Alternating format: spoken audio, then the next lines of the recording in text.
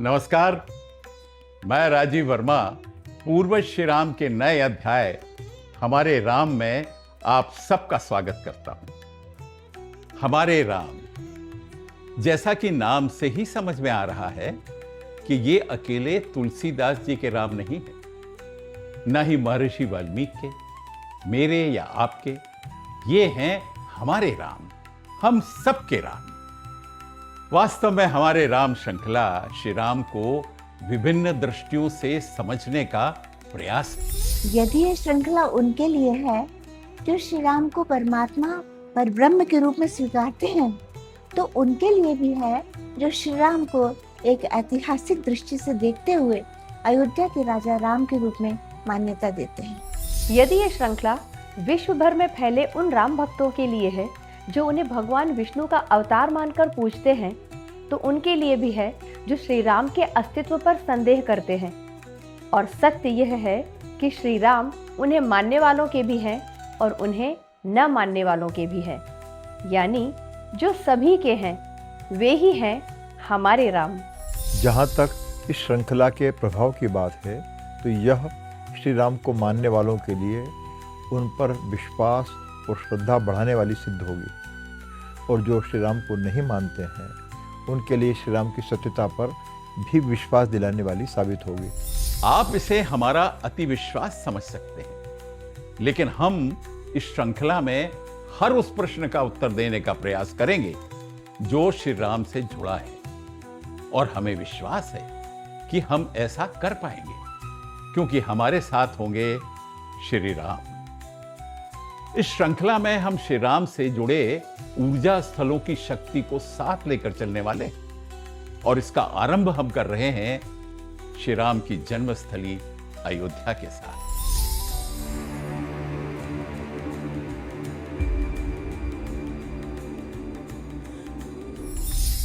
तो आइए अयोध्या से शुभारंभ करते हैं वीर भारत की इस नई प्रस्तुति का, जिसका नाम है हमारे राम।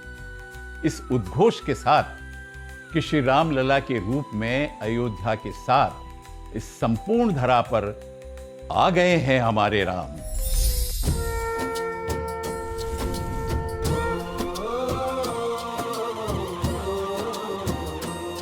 श्री राम राम तीरा में तीर में रामे मनोरमे। श्री राम राम तीरा में तीर में रामे मनोरमे। सहस्र नाम तत्तुल्यम राम नाम वरानने। सहस्र नाम तत्तुल्यम राम नाम वरानने। सूर्यवंश के सूरज बनकर, सूर्यवंश के सूरज बनकर, मर्यादा की मूरत बनकर, मर्यादा की मूरत बनकर, कौशल्या के पुत्र कहाने, दशरथ जी का मान बढ़ाने, विश्वामित्र के कष्ट मिटाने, धनुष तोड़ सीता को बिहाने।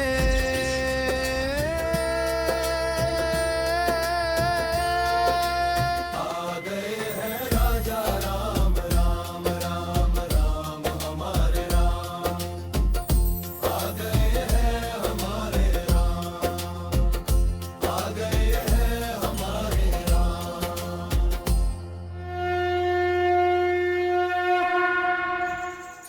अयोध्या।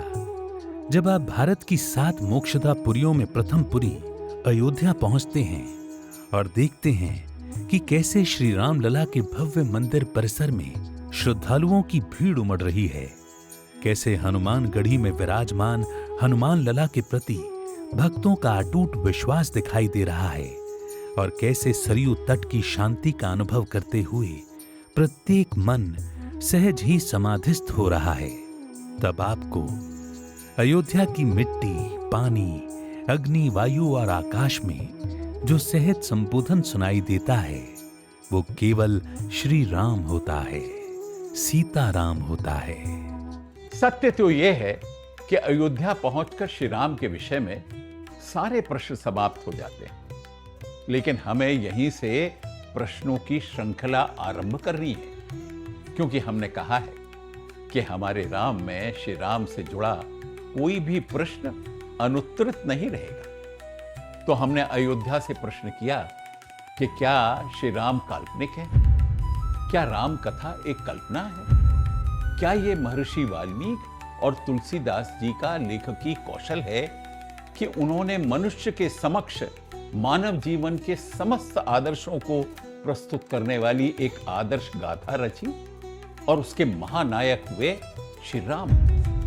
सच मानिए, पूरी अयोध्या हमारे इन प्रश्नों के उत्तर देने के लिए तैयार थी, परंतु हम सबसे पहले अयोध्या में उपस्थित जगत गुरु राम दिनेशाचार्य जी के उत्तर को सुनेंगे। मुझे लगता है कि केवल 2 ग्रंथ ही नहीं, राम जी पर तो 100 करोड़ ग्रंथ लिखे गए हैं और 100 करोड़ ग्रंथ मुझे लगता है कि कल्पना नहीं हो सकती है।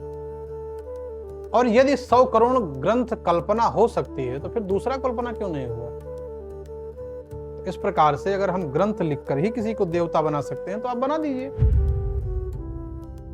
ये प्रश्न सुप्रीम कोर्ट में भी पूछा गया, हाई कोर्ट में पूछा गया कि वो धरती कैसे पता चलेगी कि वही जगह है। तो कहते हैं कि इस अयोध्या की खोज करने के लिए जब गौ माता आई ना विक्रमादित्य के समय में, तो गौ माता को छोड़ा गया कि राम जी का जन्म कहाँ हुआ था। वो गौ पूरी अयोध्या में घूमी, लेकिन उस स्थान पे पहुंची जहां रामलला विराजमान है, तो उनके थन से दुग्धधार बहने लगी। पता चल गया कि राम जी यहीं पर जन्मे थे।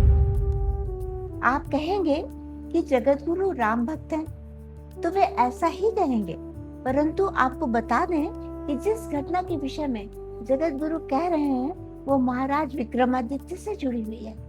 हाँ, ये संभव है कि यह कोई लोक कथा नहीं हो, लेकिन इसका मूल सच पर आधारित है, क्योंकि राम जन्मभूमि से जुड़े केस में यह माना गया है कि महाराज विक्रमादित्य ने अयोध्या में श्री राम के मंदिर को खोजा और उसका पुनर्निर्माण कराया। आगे जगत गुरु ने भी इसी बात पर बल दिया कि वैदिक, धार्मिक और पौराणिक ग्रंथ और उनमें श्रद्धा रखने वाले संत तो मानते ही थे कि अयोध्या श्री राम की जन्म स्थली है, लेकिन अब माननीय सुप्रीम कोर्ट ने भी मान लिया है, तो यह तर्क वितर्क का विषय ही नहीं रह जाता। मुझे लगता है कि प्रत्येक बात का तर्क नहीं हो सकता, और तर्क का अर्थ ही है तर्को न प्रतिष्ठा, उसकी प्रतिष्ठा नहीं होती है, उसमें कोई हारता है कोई जीतता है।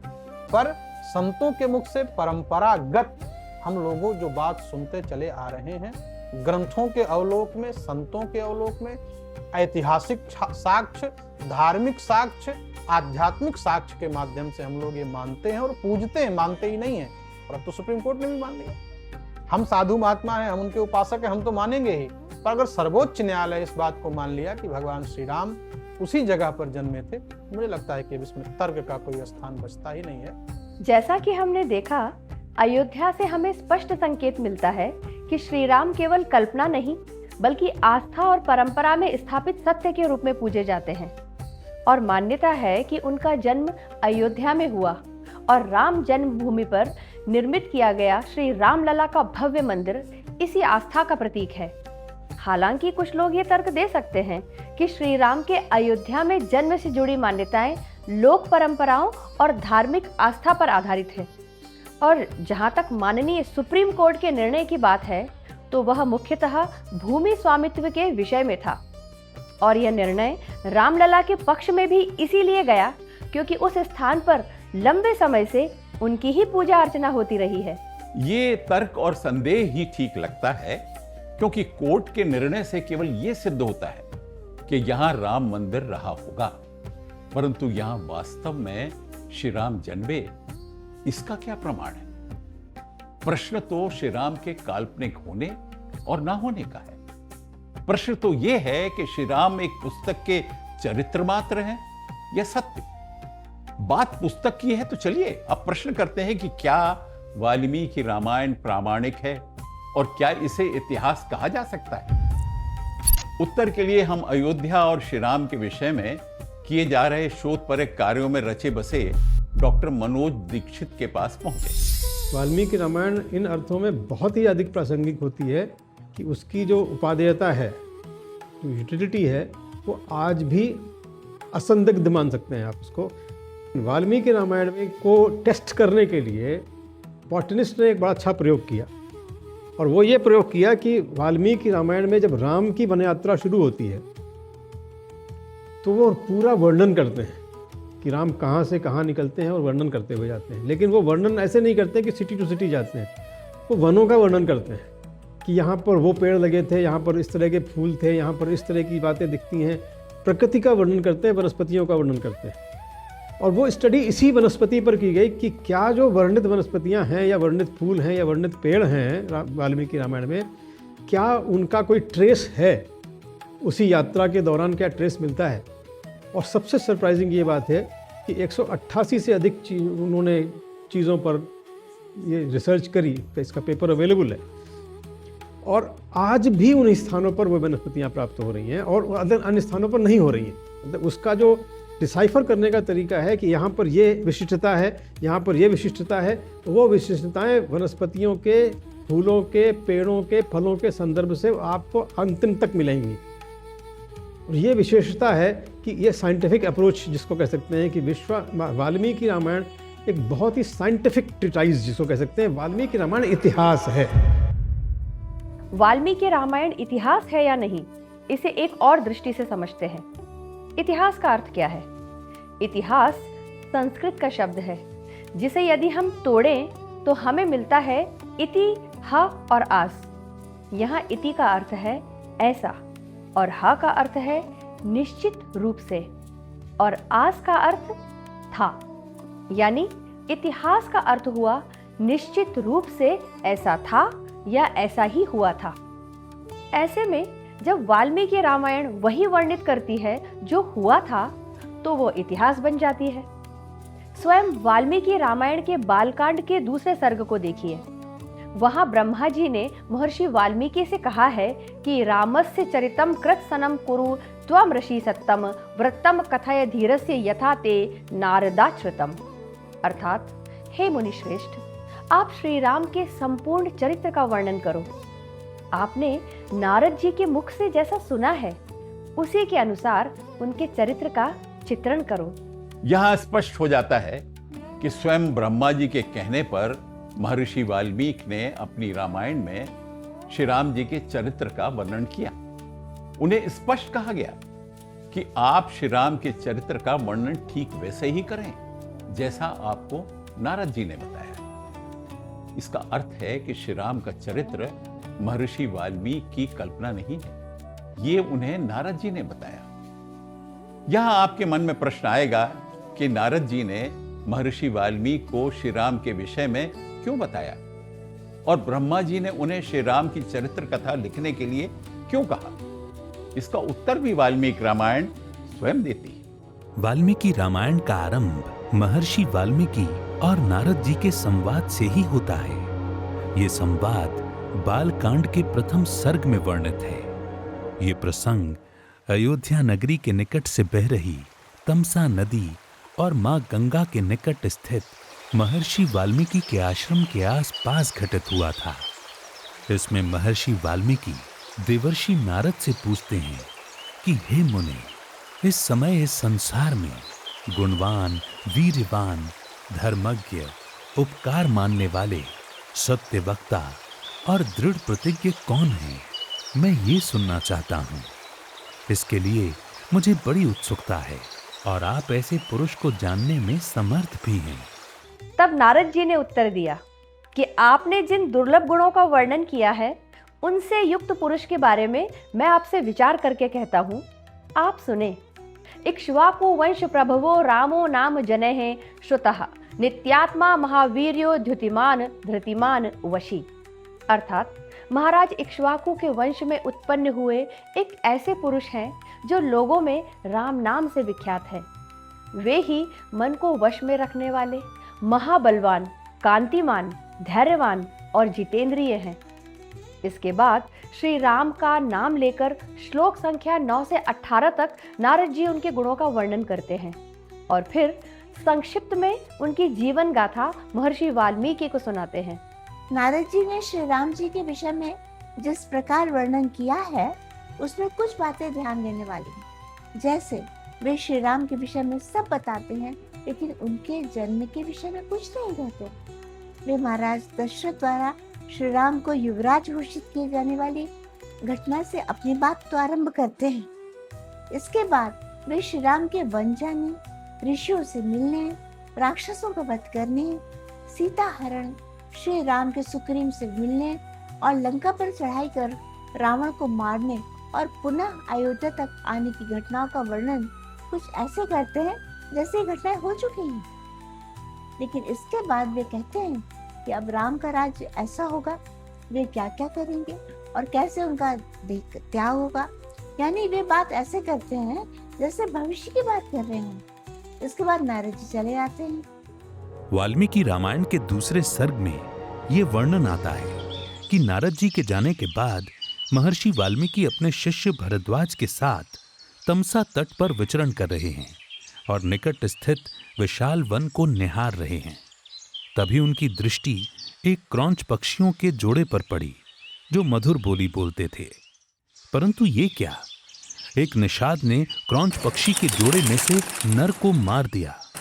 नर क्रौंच रक्त से लथपथ पृथ्वी पर पड़ा हुआ था और उसे देखकर उसकी भार्या क्रौंची करुणाजनक स्वर में चीत्कार करने लगी। ये दृश्य देखकर महर्षि वाल्मीकि निषाद को इंगित करते हुए बोले, मां निषाद प्रतिष्ठाम त्वमगमः शाश्वती ही समः यत क्रौंच मिथुना देकमवधि ही काम मोहितम। हे निषाद, तुझे कभी भी शांति न मिले क्योंकि तूने इस क्रौंच पक्षी के जोड़े में से एक निर्दोष का वध कर डाला। ये कहते ही महर्षि वाल्मीकि क्षण भर के लिए ठिठक गए और मन ही मन सोचने लगे, मैंने ये क्या कह दिया। और फिर उन्होंने अपने ही शब्दों पर विचार किया और देखा कि उनका यह वाक्य 4 चरणों में विभक्त हो गया है, जिसमें से प्रत्येक चरण में 8-8 अक्षर है। इस अद्भुत संरचना को देखकर उन्होंने अपने शिष्य भरद्वाज से कहा, मेरा यह वचन निश्चय ही श्लोक के रूप में होना चाहिए। भरद्वाज ने सहमति में सिर झुकाया और फिर दोनों आश्रम की ओर प्रस्थान कर गए।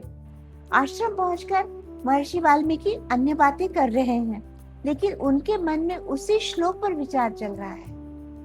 तभी वहां ब्रह्मा जी प्रकट होते हैं और महर्षि वाल्मीकि उन्हें सारा वृतांत बताते हैं। तब ब्रह्मा जी उनसे कहते हैं कि तुम्हारे मुंह से निकला वाक्य श्लोक रूप ही है और मेरी प्रेरणा से ही तुम्हारे मुख से ऐसी वाणी निकली है। इसलिए अब तुम श्री राम के संपूर्ण चरित्र का वर्णन करो। तुमने नारद जी से जैसा सुना है वैसे ही चरित्र का वर्णन करो। मैं कहता हूँ कि श्री राम के जो भी गुप्त या प्रकट वृतांत है वे सभी तुम्हें ज्ञात हो जाएंगे और इस काव्य में अंकित तुम्हारी कोई भी बात मिथ्या नहीं होगी। इसलिए तुम निश्चिंत होकर श्री रामचंद्र जी की कथा को श्लोकबद्ध करके लिखो। नारद जी और ब्रह्मा जी से जुड़े इस पूरे वृत्तांत के विषय में कुछ विद्वानों का मत है कि ये मूल वाल्मीकि रामायण में नहीं, इसे बाद में जोड़ा गया है। यदि हम इस मत को सही माने तब हमें ये भी मानना होगा कि महर्षि वाल्मीकि को श्री राम के विषय में किसी ने कुछ नहीं बताया और उन्होंने स्वयं ही श्री राम के साथ चलते हुए उनके जीवन को देखकर लिखा है। और यदि हम ये माने कि नारद जी ने बताया है, तब भी ये स्पष्ट है कि उन्होंने श्री राम के जन्म और अयोध्या के विषय में कोई बात नहीं की। तब प्रश्न यह है कि महर्षि वाल्मीकि ने इस विषय में इतने विस्तार से कैसे लिखा। निश्चित है कि श्री राम के जन्म और उसके पूर्व की घटनाओं के विषय में और अयोध्या के विषय में महर्षि वाल्मीकि ने एक लेखक की भांति गहन शोध किया होगा और इसके पश्चात लिखा होगा। इसी कारण हम देखते हैं कि उनका वर्णन न केवल विस्तृत है बल्कि उसमें अत्यंत सभी घटनाओं से जुड़े सूक्ष्म विवरण भी शामिल। डॉक्टर मनोज दीक्षित भी ऐसा ही कुछ कह रहे हैं। उस रचना में कोई पक्ष ऐसा छोड़ा नहीं है। गोस्वामी तुलसीदास उसी रामायण को एक तरह से अपने वर्जन में लिखकर अमर हो गए, लेकिन वाल्मीकि रामायण को पढ़ना सहज आज भी नहीं है। गोस्वामी जी ने उसको लोक भाषा में कन्वर्ट किया, लेकिन उन्होंने किसी भी प्रसंग को वाल्मीकि से अलग नहीं किया है। वो अंत में युद्धकांड और लवकुश का प्रकरण वो छोड़ देते हैं, उस पर वो नहीं जाते हैं, वाल्मीकि रामायण वहाँ तक जाती है और ये दिखाती है कि वाल्मीकि ने राम की पूरी यात्रा के साथ एक तरह से साहचर्य किया है। दिखता है कि वो वहाँ दिखते जाते हैं। इनफैक्ट ये भी कहा जाता है कि जब लवकुश के साथ भी वो रहते हैं और लवकुश और राम के संघर्ष के भी साक्षी हैं। श्री राम को या उनके जीवन को जानने के लिए मूल संदर्भ का जो ग्रंथ है वाल्मीकि रामायण, वह एक ही है। ऐसे में यह जरूरी है कि हम वाल्मीकि रामायण की सत्यता को स्थापित करें। बीच बीच में कुछ राम विरोधी विचारकों ने यह भ्रम फैलाने की कोशिश की कि राम कथाओं की, रामायणों की संख्या तो 300 से भी अधिक है। तो स्पष्ट है कि यह एक ऐसी कथा है जिसे कोई भी अपने हिसाब से आत्मसात कर सकता है, लिख सकता है, प्रचारित कर सकता है। अलग अलग लेखक, अलग अलग भावनाएं, लेकिन सत्य एक। तब संस्कृत और कन्नड़ के प्रसिद्ध लेखक शतावधानी डॉक्टर गणेश ने एक अच्छा लेख लिखा है और बताने की कोशिश की है कि चाहे कितनी भी रामायण लिखी जाएं, परंतु सत्य यह है कि सभी लेखकों ने अपनी रामायण लिखते समय सबसे पहले सर्वप्रथम वाल्मीकि को ही वंदन किया है और उन्हें रामायण लेखन का श्रेय भी दिया है। निष्कर्ष यही है कि श्री राम से जुड़ी हुई सभी पुस्तकें, सभी ग्रंथ वाल्मीकि रामायण के आधार पर लिखी गई हैं और श्री राम से जुड़ी किसी भी घटना के संबंध में यदि कोई प्रश्न है तो अंतिम उत्तर हमें वाल्मीकि रामायण से ही मिलेगा। हमारे राम में अयोध्या ने आज ये सिद्ध किया कि महर्षि वाल्मीकि ने पूरी सत्यता के साथ श्री राम के जीवन का वर्णन अपनी रामायण में किया है। यानी ना वाल्मीकि रामायण कल्पना है और ना ही उसमें वर्णित श्री राम का जीवन काल्पनिक है।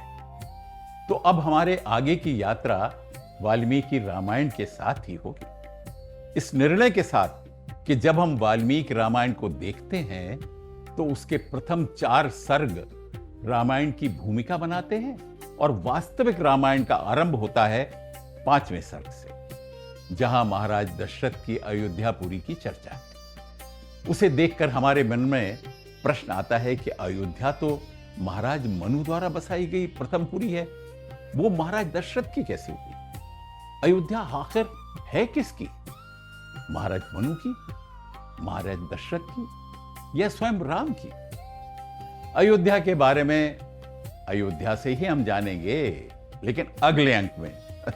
तब तक जुड़े रहिए और देखते रहिए हमारे राम, केवल वीर भारत पर। अभी के लिए नमस्कार। सूर्यवंश के सूरज बनकर, मर्यादा की मूरत बनकर, कौशल्या के पुत्र कहाने, दशरथ जी का मान बढ़ाने, विश्वामित्र के कष्ट मिटाने, धनुष तोड़ सीता को बिहाने।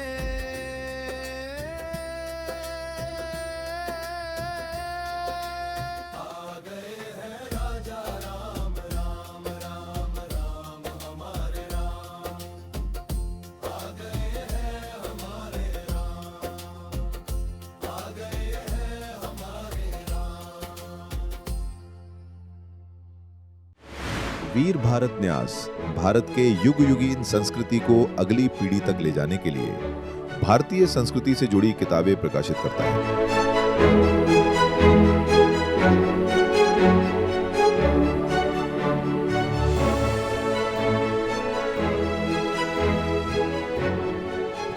जो कि Amazon और अन्य प्रमुख ई-कॉमर्स प्लेटफॉर्म पर उपलब्ध है।